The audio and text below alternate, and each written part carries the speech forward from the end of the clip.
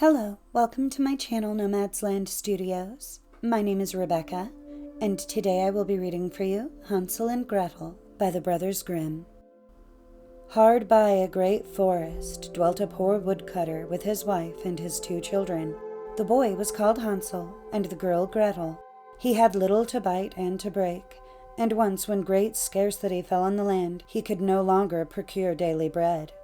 Now, when he thought over this by night in his bed, and tossed about in his anxiety, he groaned and said to his wife, "What is to become of us? How are we to feed our poor children when we no longer have anything even for ourselves?" "I'll tell you what, husband," answered the woman. "Early tomorrow morning we will take the children out into the forest, to where it is the thickest. There we will light a fire for them, and give each of them 1 piece of bread more, and then we will go to our work and leave them alone. They will not find the way home again, and we shall be rid of them." "No, wife," said the man. "I will not do that. How can I bear to leave my children alone in the forest? The wild animals would soon come and tear them to pieces."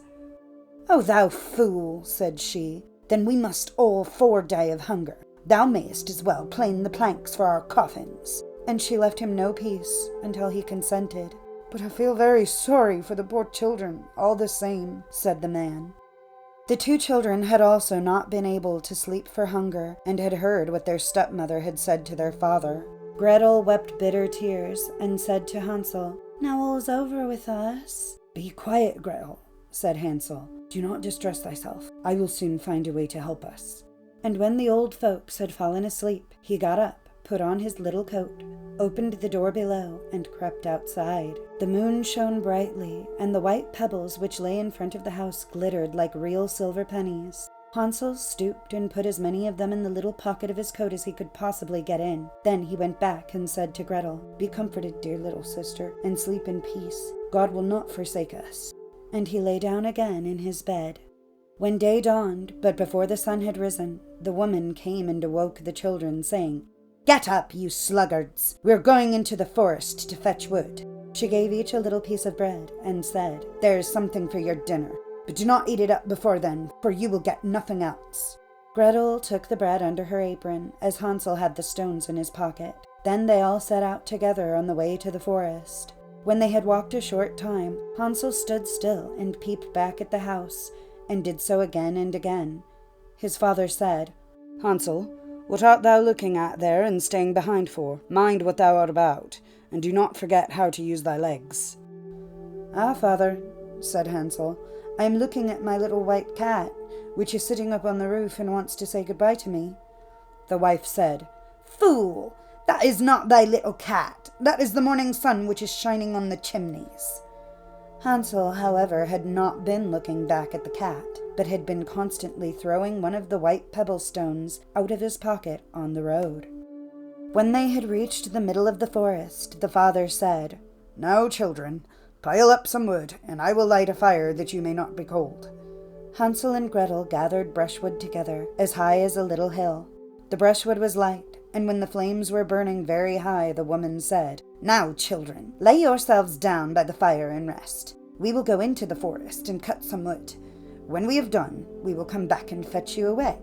Hansel and Gretel sat by the fire, and when noon came, each ate a little piece of bread, and as they heard the strokes of the wood axe, they believed that their father was near. It was not, however, the axe. It was a branch which he had fastened to a withered tree, which the wind was blowing backwards and forwards.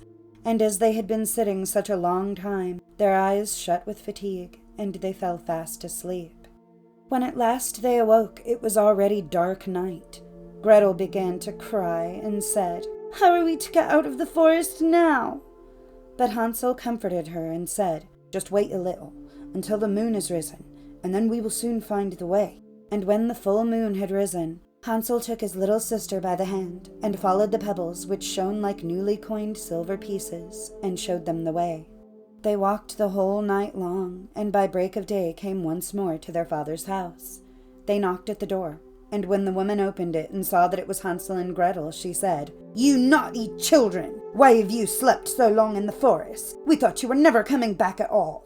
The father, however, rejoiced, for it had cut him to the heart to leave them behind alone.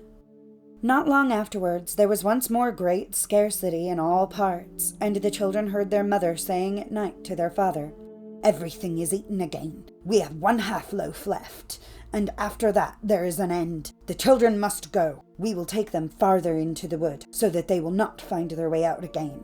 There is no other means of saving ourselves." The man's heart was heavy, and he thought, "It would be better for thee to share the last mouthful with thy children." The woman, however, would listen to nothing that he had to say, but scolded and reproached him.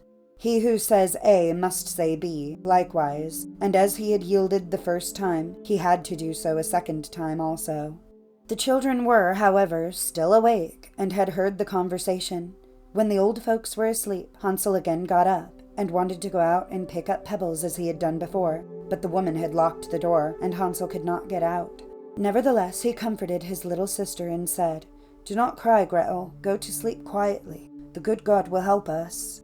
Early in the morning came the woman, and took the children out of their beds. Their bit of bread was given to them, but it was still smaller than the time before. On the way into the forest, Hansel crumpled his in his pocket, and often stood still and threw a morsel on the ground. "Hansel, why dost thou stop and look around?" said the father. "Go on." "I am looking back at my little pigeon, which is sitting on the roof, and wants to say goodbye to me," answered Hansel. "Simpleton," said the woman, "that is not thy little pigeon. That is the morning sun that is shining on the chimney." Hansel, however, little by little threw all the crumbs on the path. The woman led the children still deeper into the forest, where they had never in their lives been before. Then a great fire was again made, and the mother said, "Just sit there, you children, and when you're tired you may sleep a little. We are going into the forest to cut wood, and in the evening, when we are done, we will come and fetch you away." When it was noon, Gretel shared her piece of bread with Hansel, who had scattered his by the way. Then they fell asleep, and evening came and went, but no one came to the poor children. They did not awake until it was dark night, and Hansel comforted his little sister, and said, "Just wait, Gretel, until the moon rises, and then we shall see the crumbs of bread which I have strewn about. They will show us our way home again." When the moon came, they set out, but they found no crumbs, for the many thousands of birds which fly about in the woods and fields had picked them all up. Hansel said to Gretel, "We shall soon find the way." But they did not find it. They walked the whole night, and all the next day, too, from morning till evening, but they did not get out of the forest, and were very hungry, for they had nothing to eat but 2 or 3 berries, which grew on the ground. And as they were so weary that their legs would carry them no longer, they lay down beneath a tree and fell asleep. It was now 3 mornings since they had left their father's house. They began to walk again, but they always got deeper into the forest, and if help did not come soon, they must die of hunger and weariness. When it was midday, they saw a beautiful snow-white bird sitting on a bough, which sang so delightfully that they stood still and listened to it. And when it had finished its song, it spread its wings and flew away before them, and they followed it until they reached a little house, on the roof of which it alighted. And when they came quite up to the little house, they saw that it was built of bread and covered with cakes, but that the windows were of clear sugar. "We shall set to work on that," said Hansel, "and have a good meal. I will eat a bit of the roof, and thou, Gretel, canst eat some of the window. It will taste sweet." Hansel reached up above and broke off a little of the roof to try how it tasted, and Gretel leaned against the window and nibbled at the panes. Then a soft voice cried from the room, "Nibble, nibble, gnaw. Who is nibbling at my little house?" The children answered, the wind, the heaven-born wind," and went on eating without disturbing themselves. Hansel, who thought the roof tasted very nice, tore down a great piece of it, and Gretel pushed out the whole of one round window pane, sat down, and enjoyed herself with it. Suddenly the door opened, and a very, very old woman, who supported herself on crutches, came creeping out. Hansel and Gretel were so terribly frightened that they let fall what they had in their hands.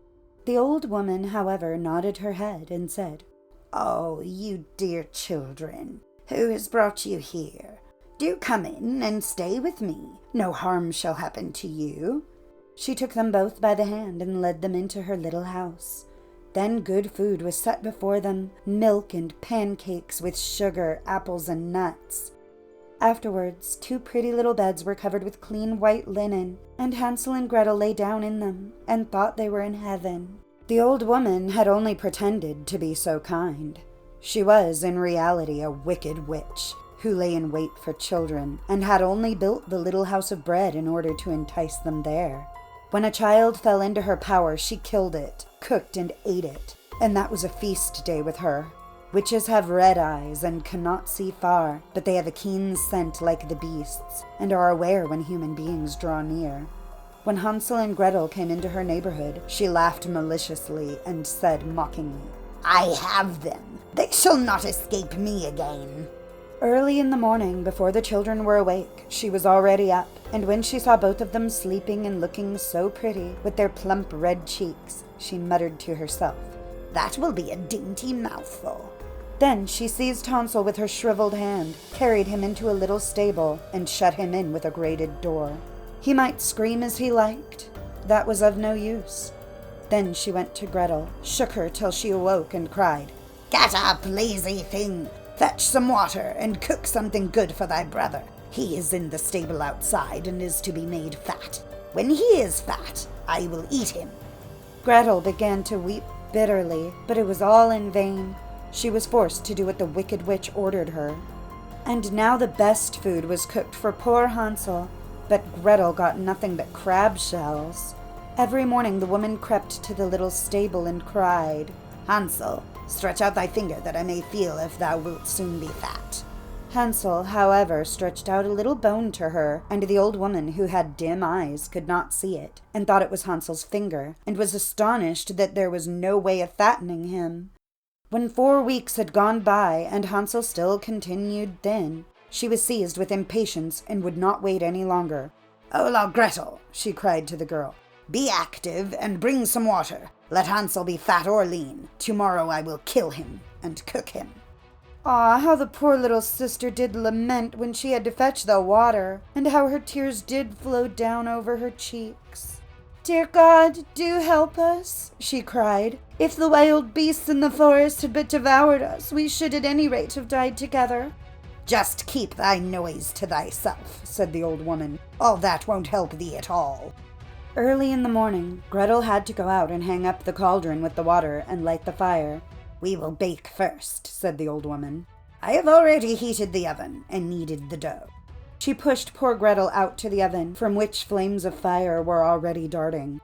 "Creep in," said the witch, "and see if it is properly heated, so that we can shut the bread in." And when once Gretel was inside, she intended to shut the oven and let her bake in it, and then she would eat her too. But Gretel saw what she had in her mind, and said, "I do not know how I am to do it. How do you get in?" "Silly goose," said the old woman. "The door is big enough. Just look. I can get in myself." And she crept up and thrust her head into the oven. Then Gretel gave her a push that drove her far into it, and shut the iron door, and fastened the bolt. Oh, then she began to howl quite horribly, but Gretel ran away, and the godless witch was miserably burnt to death. Gretel, however, ran like lightning to Hansel, opened his little stable, and cried, "Hansel, we are saved! The old witch is dead!" Then Hansel sprang out like a bird from its cage when the doors opened for it. How they did rejoice and embrace each other, and dance about and kiss each other. And as they had no longer any need to fear her, they went into the witch's house, and in every corner there stood chests full of pearls and jewels. "These are far better than pebbles," said Hansel, and thrust into his pockets whatever could be got in. And Gretel said, "I too will take something home with me," and filled her pinafore full. "But now we will go away," said Hansel, "that we may get out of the witch's forest." When they had walked for 2 hours, they came to a great piece of water. "We cannot get over it," said Hansel. "I see no foot plank, and no bridge." "And no boat crosses either," answered Gretel. "But a white duck is swimming there. If I ask her, she will help us over." Then she cried, little duck, dost thou see Hansel and Gretel are waiting for thee? There's never a plank or bridge in sight. Take us across on thy back so white." The duck came to them, and Hansel seated himself on its back, and told his sister to sit by him. "No," replied Gretel, "that will be too heavy for the little duck. She shall take us across, one after the other." The good little duck did so, And when they were once safely across and had walked for a short time, the forest seemed to be more and more familiar to them, and at length they saw from afar their father's house. Then they began to run, rushed into the parlor, and threw themselves into their father's arms. The man had not known one happy hour since he had left the children in the forest. The woman, however, was dead.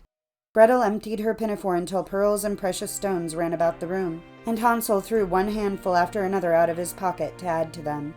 Then all anxiety was at an end, and they lived together in perfect happiness. My tale is done. There runs a mouse. Whosoever catches it may make himself a big fur cap out of it.